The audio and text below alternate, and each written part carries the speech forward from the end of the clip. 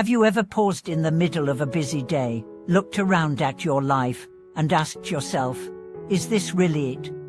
Have you ever felt like you were going through the motions, doing everything society asked, yet still carrying an invisible emptiness inside?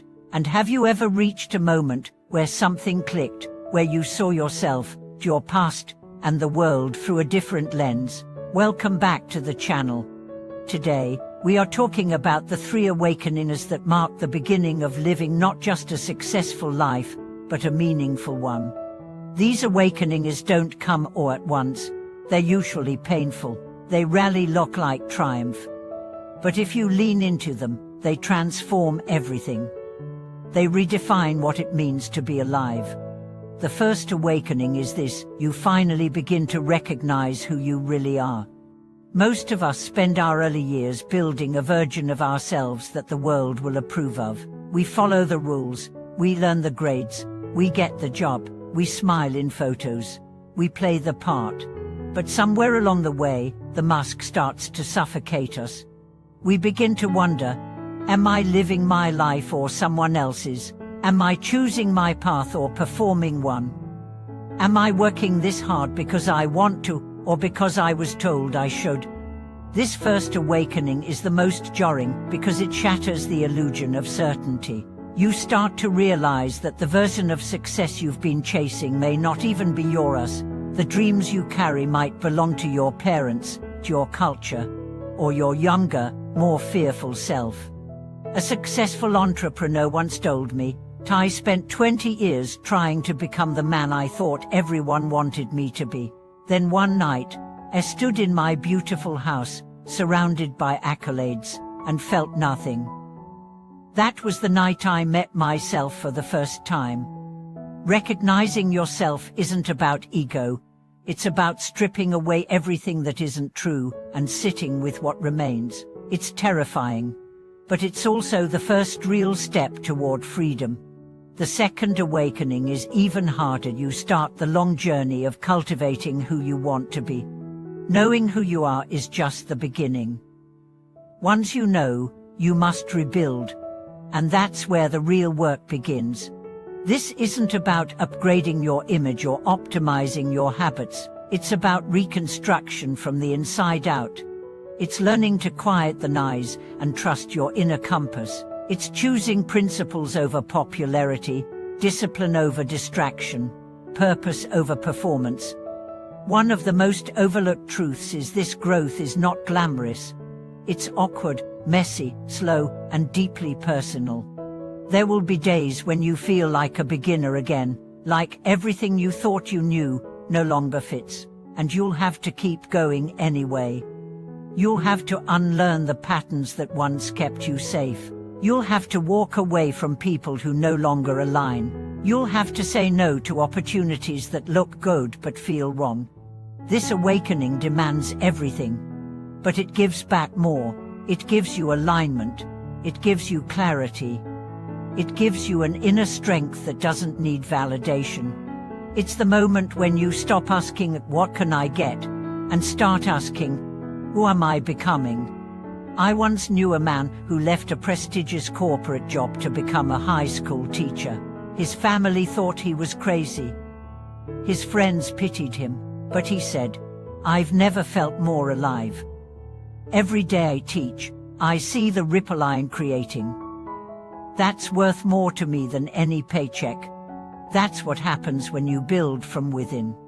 You stop measuring your worth by how you look, what you earn, or what people say, and start measuring it by how much truth you're living.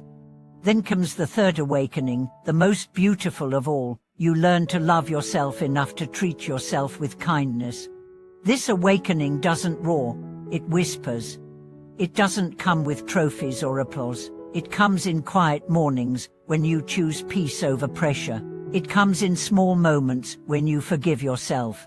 When you rest without guilt.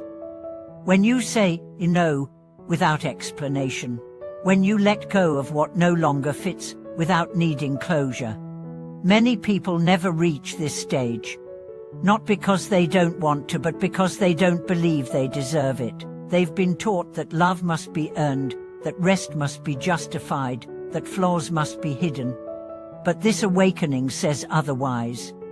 It says you are worthy, not someday, not when you've achieved more, what when you're finally better, but now. Self-compassion is the most radical act of all in a world that thrives on performance and perfection. I once spoke with a woman who had spent years chasing external success. She was brilliant, respected, and utterly exhausted. She told me, "I can handle pressure. I just never learned how to be kind to myself." Her third awakening came during a health scare. Suddenly, her body became a teacher. She started nourishing it, listening to it, thanking it. And in that quiet care, she found something she'd never known: gentle power. This final awakening doesn't mean you never struggle. It means you stop struggling against yourself. You become your own ally. You speak to yourself as you would to a child you adore. You stop waiting for others to approve of your rest, your joy, your softness, and start giving yourself permission. And here's the magic: when you treat yourself with kindness, you naturally extend that kindness to others. Your relationships deepen, your presence softens, your peace becomes contagious. Together, these three awakeners form the foundation of a life that isn't just successful but soulful. First, you discover your truth, then you align your life to it, then you treat yourself like someone worth loving.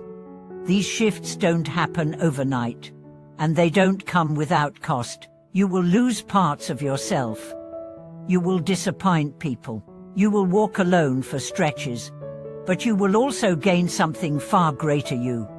So today, wherever you are on your journey, know this: if you're questioning your life, you're not broken. You're waking up. If you feel lost, you're not failing. You're shedding old skins. If you're tired, you're not weak, you're healing. And if you need a sign to keep going, let this be it. Your story matters. Your truth matters. And the life that's waiting for you on the other side of awakening, it's not just possible, it's beautiful. If this video resonated with you, share which awakening you're currently experiencing. Or if you've gone through one, tell us what shifted in you. Your story could light the path for someone else. Subscribe to the channel if you haven't yet. Like the video to support this message, and drop your thoughts in the comments. This is a space for realness, growth, and shared awakening. Thanks for watching this video. No matter how far you've come or how far you feel you still have to go, remember, every awakening begins with a question. And the fact that you're asking means you're already on your way.